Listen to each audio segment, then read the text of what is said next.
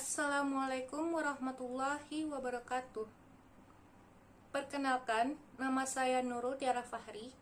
Saya berasal dari Prodi D4 Manajemen Rekayasa Konstruksi, jurusan Teknik Sipil, Politeknik Negeri Padang, semester 4. Di sini saya akan menjelaskan tentang proyek Citizen guna untuk melengkapi tugas kewarganegaraan. Proyek Citizen yang akan saya bahas ialah permasalahan tentang kemiskinan. Identifikasi masalah.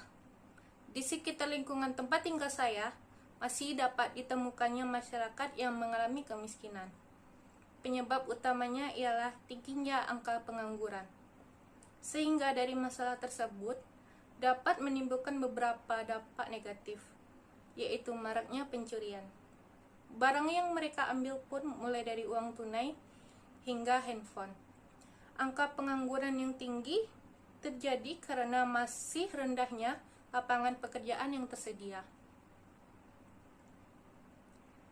Lanjut, di sini ada berbagai pandangan tentang bagaimana mengatasi kemiskinan.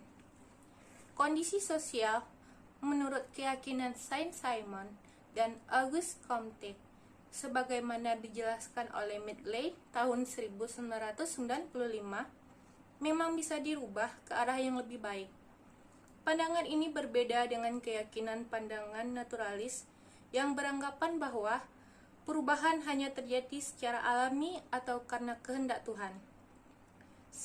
Sejalan dengan pandangan ini, ada pandangan yang mengatakan bahwa intervensi kepada suatu kondisi sosial hanya akan merusak proses evolusi alamiah dan merugikan masyarakat itu sendiri, sebagaimana pandangan ahli sosiologi Inggris oleh Herbert Spencer. Upaya menangani dan mengatasi kemiskinan jika dilihat dari sudut pandang pembangunan sosial dapat dilihat dari berbagai pendekatan. Midgley 1995 mendeskripsikan ada 3 strategi penting dalam meningkatkan kesejahteraan masyarakat, yaitu dengan yang pertama, melalui pendekatan individu, atau disebut juga dengan individualis atau enterprise approach. Yang kedua, pendekatan melalui masyarakat atau communitarian approach, atau berdasarkan peran negara, status approach. Dan apabila dipandang dari sisi pendekatan individu, bahwa kesejahteraan seluruh masyarakat akan tercapai apabila masing-masing individu dapat meningkatkan kesejahteraannya masing-masing. Karenanya, upaya-upaya yang dilakukan menurut pendekatan ini adalah dengan mendorong budaya kewirausahaan dan mendorong munculnya usaha-usaha kecil, serta mendorong peran serta individu agar secara optimal dapat mendayagunakan budaya wirausaha dan iklim usaha yang tercipta. Sementara itu, dalam pendekatan masyarakat atau communitarian approach, masyarakat diharapkan secara harmonis dapat bekerja sama dalam rangka mencapai tujuan bersama. Lanjut, di sini ada model kebijakan penanggulangan kemiskinan.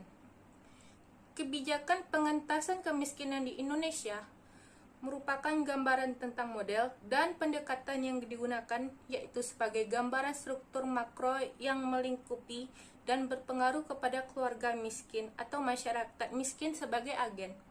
Mengingat terdapat banyak sekali bentuk kegiatan pembangunan yang dapat dikaitkan dengan upaya perbaikan kesejahteraan dan mengatasi masalah kemiskinan disertai dengan berbagai perkembangannya dari waktu ke waktu.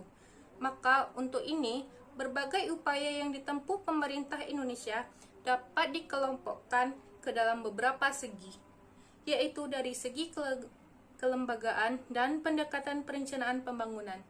Yang pertama, ada pendekatan pembangunan sektoral melalui departemen dan lembaga negara, seperti pertumbuhan ekonomi, pertanian, UMKM, kesehatan, pendidikan, pertanian atau Green Revolution, dan sebagainya.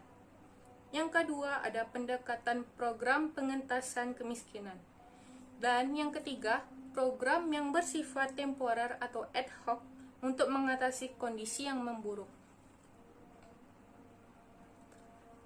Rencana kerja atau solusi, yaitu ada beberapa solusi untuk mengatasi kemiskinan.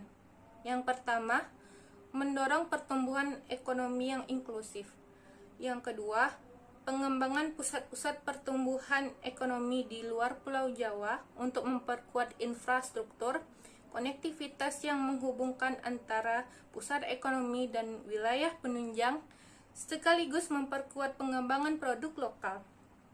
Yang ketiga, reformasi anggaran subsidi.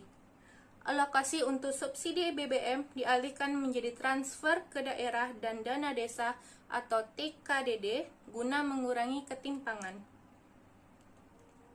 Yang keempat, peningkatan anggaran perlindungan sosial.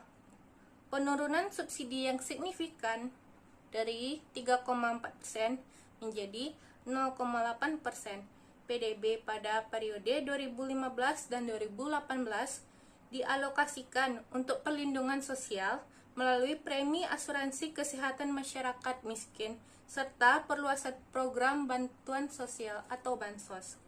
Yang kelima, perkuatan ekonomi domestik dan tata kelola impor. Penguatan ekonomi domestik diwujudkan melalui peningkatan kemudahan berusaha di daerah yang dipantau dengan ketat dan kemudahan izin berusaha melalui online single submission atau OSS. Yang keenam, mendorong masyarakat untuk menjadi pelaku usaha atau berwirausaha. Khusus dalam pandemi ini, masyarakat juga harus kreatif dalam mencari cara untuk bisa berwirausaha tanpa harus melanggar protokol kesehatan yang ada. Demikianlah Project Citizen yang dapat saya sampaikan.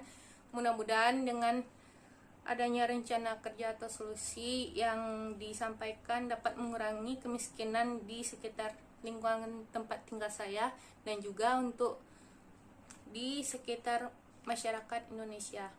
Demikian, apabila ada kesalahan kata yang saya ucapkan, saya mohon maaf. Assalamualaikum warahmatullahi wabarakatuh.